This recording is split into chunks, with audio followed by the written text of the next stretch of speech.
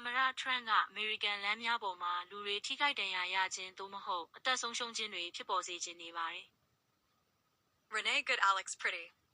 ဖက်ဒရယ်ဥပဒေစိုးမိုးရေးအရာရှိများဖြစ်တဲ့ရဲရင်တတိရှိသောအမျိုးသားအမျိုးသမီးများနဲ့တရားမဝင်ဝင်ရောက်လာတဲ့နိုင်ငံသားရာဇဝတ်သားများကြောင့်ထိခိုက်နစ်နာခဲ့ရတဲ့အမေရိကန်ပြည်သူအများအပြားလည်းပါဝင်ပါတယ်။စနေနေ့ကဖြစ်ပွားခဲ့တဲ့ပြစ်ခတ်မှုအမှုကို Homeland Security Investigations နဲ့ပါတို့ကလက်ရှိအချိန်ထိစုံစမ်းစစ်ဆေးနေဆဲဖြစ်ပါတယ်။ Customs and Border Protection CBP ကလည်းသူတို့အဖွဲ့အတွင်းစစ်ဆေးသုံးသပ်မှုကိုကိုယ်တိုင်ပြုလုပ်နေပါတယ်။မနေ့ကသမရထရန့်ပြောကြားခဲ့သလိုပဲအစိုးရအနေနဲ့ဒီပြစ်ခတ်မှုနဲ့ပတ်သက်ပြီးအရာအလုံးကိုပြန်လည်သုံးသပ်နေပြီးစုံစမ်းစစ်ဆေးမှုကိုဆက်လက်လုပ်ဆောင်သွားပါမယ်။ဒါပေမဲ့စနေနေ့ကဖြစ်ရဲ့အခြေအနေကိုတော့ရှင်းလင်းပြောကြားဖို့လိုပါတယ်။ဒီအလွန်ဝမ်းနည်းဖွယ်ဖြစ်ရဟာမင်နီဆိုတာပြည်နယ်ကဒီမိုကရက်ပါတီခေါင်းဆောင်များရဲ့ရည်ရွယ်ချက်ရှိစန့်ကျင်တားဆီးမှုရန်လိုသောအပြုအမူများကြောင့်ဖြစ်ပေါ်လာတာဖြစ်ပါတယ်။ Governor Walz Mayor Jacob Frey နဲ့အခြားဒီမိုကရက်ပါတီမှရွေးကောက်ခံရရှိများကနေ့စဉ်နေ့တိုင်းအန္တရာယ်များကြားထဲကနေလူသက်သမားများမဒိန်းသမားများကလေးလိမ်ပိုင်းဆိုင်ရာပြစ်မှုကျူးလွန်သူများလူကုန်ကူးသူများဂိုင်းဝင်များလိုအန္တရာယ်အရှိဆုံးတရားမဝင်နိုင်ငံသားရာဇဝတ်သားများကိုလမ်းမများပေါ်မှဖယ်ရှားဖို့အသက်ဆုံးလုပ်ကိုင်နေတဲ့ဖက်ဒရယ်ဥပဒေစိုးမိုးရေးအရာရှိများအပေါ်မူသားပြောဆိုမှုများကိုဖြန့်ချိနေခဲ့ကြပါတယ်။ Governor Walz နဲ့ Mayor Frey တို့ဟာနဲ့ပူးပေါင်းလှုပ်ဆောင်မှုမဖြစ်စေရန်ဒေသခံနဲ့ပြည်내ရဲတပ်ဖွဲ့များကိုတားဆီးထားပြီးအကြမ်းဖက်ရာဇဝတ်သားများကိုဖမ်းဆီးနိုင်ရေးကြိုးပမ်းမှုတွေကိုတက်ကြွစွာအဟန့်အတားလှုပ်ဆောင်ခဲ့ပါတယ်။ထို့အပြင်သူတို့ရဲ့ပလက်ဖောင်းတွေကိုအသုံးပြုပြီးဖက်ဒရယ်အရာရှိများကိုလိုက်လံစောင့်ကြည့်ရိုက်ကူးရင်ဆိုင်မေးမြန်းအလုပ်လုပ်ရာကိုအနှောင့်အယှက်ဖြစ်စေရန်ဘယ်ဘက်အစွန်းရောက်လှုပ်ရှားသူများကိုလှုံ့ဆော်ခဲ့ကြပါတယ်။ဒီလိုလုပ်ရက်တွေကြောင့်အရာရှိများသာမကမင်နီဆိုတာပြည်သူများအတွက်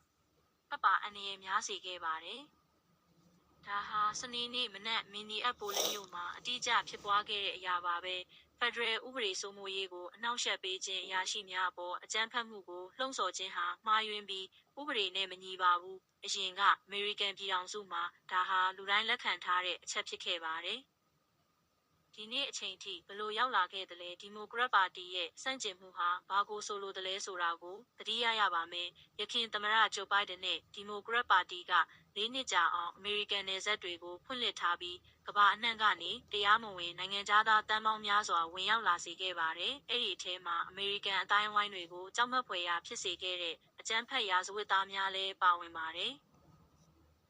ဒါပေမဲ့ဒီမိုကရက်ပါတီနဲ့သူတို့ရဲ့ liberal media မိဖက်များဘက်ကအမေရိကန်ပြည်သူများအပေါ်ဖြစ်ပွားခဲ့တဲ့ဒီလိုဆိုးရွားတဲ့ရာဇဝတ်မှုတွေကိုဆန့်ကျင်ကြောင်းအကြီးအကျယ်မမြင်တွေ့ရပါဘူး Angel Families လို့ခေါ်တဲ့အမေရိကန်သားအမိသားအဖမိသားစုများရဲ့နာကျင်မှုကိုမမြင်ချင်အောင်ဆောင်ဖြစ်ပယ်ခဲ့ကြပါတယ်။ဘာကြောင့်လဲဆိုတော့အဲ့ဒီအရာတွေဟာဒီမိုကရက်ပါတီရဲ့ဇာတ်ကြောင်းနဲ့မကိုက်ညီလို့ပါ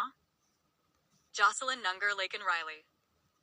Rachel Morin တို့လိုအပြစ်မဲ့အမေရိကန်များဟာတရားမဝင်နိုင်ငံသားရာဇဝတ်သားများကြောင့်ရက်ဆက်စွာအသက်ခံခဲ့ရတဲ့ဥပမာအနည်းငယ်သာဖြစ်ပါတယ်။မကြာသေးခင်လအနည်းငယ်အတွင်းဂျောက်ဘိုင်ဒန်အစိုးရကာလအတွင်းဝင်ရောက်လာပြီးရာဇဝတ်မှုသမိုင်းရှည်လျားတဲ့မက္ကဆီကိုနိုင်ငံသားတရားမဝင်ဝင်ရောက်သူတဦးကနယူးဂျာစီပြည်နယ်မှာကလေးတွေပါဝင်စီးနင်းနေတဲ့ကျောင်းကားကိုဘေ့စ်ဘောအရွယ်ကြောက်တုံးနဲ့ပစ်ပြီးအသက်၈နှစ်အရွယ်အပြစ်မဲ့ကလေးတဦးရဲ့ဦးခေါင်းကိုကွဲသွားစေခဲ့ပါတယ်။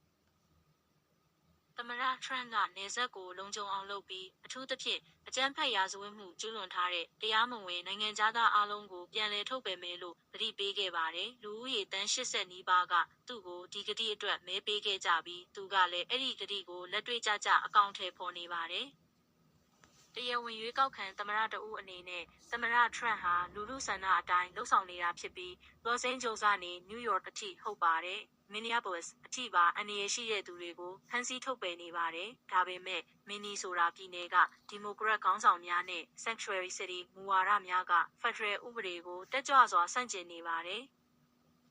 အဲ့ဒီဆန့်ကျင်မှုကြောင့်ပဲ Tim Walz ရဲ့ပြည်နယ်အတွင်းလမ်းပေါ်မှာမင်နီဆိုတာပြည်သူ2ဦးအသက်ဆုံးရှုံးခဲ့ရပါတယ်။သမရထရန့်ရဲ့မျှော်လင့်ချက်ဆန္ဒနဲ့တောင်းဆိုချက်ကဒီနေ့မှစပြီးဆန့်ကျင်မှုနဲ့ Charles ကိုရပ်တန့်စေချင်တာပါပဲ။ဒါကြောင့်ပဲသမရထရန့်ကဒီမနက် Governor Walz နဲ့တိုက်ရိုက်ဖုန်းဆက်ဆွေးနွေးခဲ့ပြီးမင်နီဆိုတာမှာဥပဒေစိုးမိုးမှုပြန်လည်ထူထောင်ဖို့လမ်းကြောင်းရှင်းလင်းစွာချမှတ်ပေးခဲ့ပါတယ်။ Governor Walz Mayor Frey နဲ့ဒီမိုကရက်ခေါင်းဆောင်အားလုံးကလ လက်ရှိထောင်နှင့်အကျဉ်းချထားတဲ့တရားမဝင်နိုင်ငံသားရာဇဝတ်သားများဖမ်းဝရမ်းရှိသူများရာဇဝတ်မှုမှတ်တမ်းရှိသူများကိုဖက်ဒရယ်အာဏာပိုင်များထံလွှဲပြောင်းပေးပြီးချက်ချင်းပြန်လည်ထုတ်ပယ်ရပါမယ်။နှစ်ဒေသခံနယ်ပြည်နယ်ရဲတပ်ဖွဲ့များကဖမ်းဆီးမိတဲ့တရားမဝင်နိုင်ငံသားအလုံးကိုဖက်ဒရယ်အာဏာပိုင်များထံလွှဲပြောင်းပေးရပါမယ်။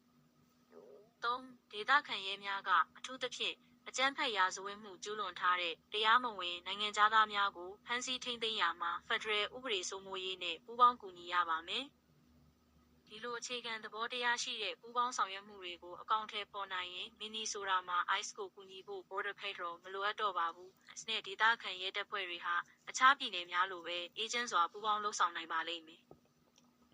ထို့ပြင်သမ္မတထရန့်က Sanctuary City များကိုအပြီးသတ်ဖျက်သိမ်းမဲ့ဥပဒေကိုကွန်ဂရက်ကချက်ချင်းတည်ပြုဖို့တောင်းဆိုနေပါတယ်။အမေရိကန်မြို့များဟာဥပဒေလိုက်နာတဲ့ပြည်သူများအတွက်သာလုံခြုံတဲ့နေရာဖြစ်တင်ပြီးဥပဒေချိုးဖောက်တဲ့အန္တရာယ်ရှိတဲ့တရားမဝင်နိုင်ငံသားများအတွက်မဖြစ်သင့်ပါဘူး။ Governor Walz ကဒီမနက်ဖုန်းခေါ်ဆိုမှုအပြီးသမ္မတထရန့်နဲ့ဆက်လက်ပူးပေါင်းပြီးအမေရိကန်ပြည်သူများရဲ့လုံခြုံရေးအတွက်မှန်ကန်တဲ့ဆုံးဖြတ်ချက်ကိုလှုံ့ဆော်လိမ့်မယ်လို့မျှော်လင့်ပါတယ်။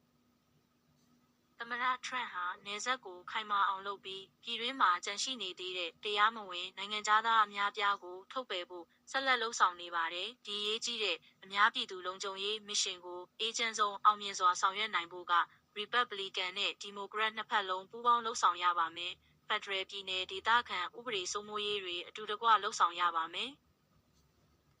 ရဲတွေကိုရဲအလုပ်လုပ်ခွင့်ပေးရအောင်ပါမကြသေးခင်ရက်တွေမှာမီဒီယာဘက်လိုက်မှုကြောင့်မတိတာပေမဲ့စစ်တမ်းတွေကသမ္မတထရန့်ခေါ်ဆိုနေတဲ့ဒီမူဝါဒကိုအမေရိကန်ပြည်သူအများစုကထောက်ခံကြောင်းပြသနေပါတယ်။အမေရိကန်လူထု80%ကျော်ကတရားမဝင်နိုင်ငံသားများကိုပြန်လည်ထုတ်ပယ်သင့်တယ်လို့ထောက်ခံထားပါတယ်။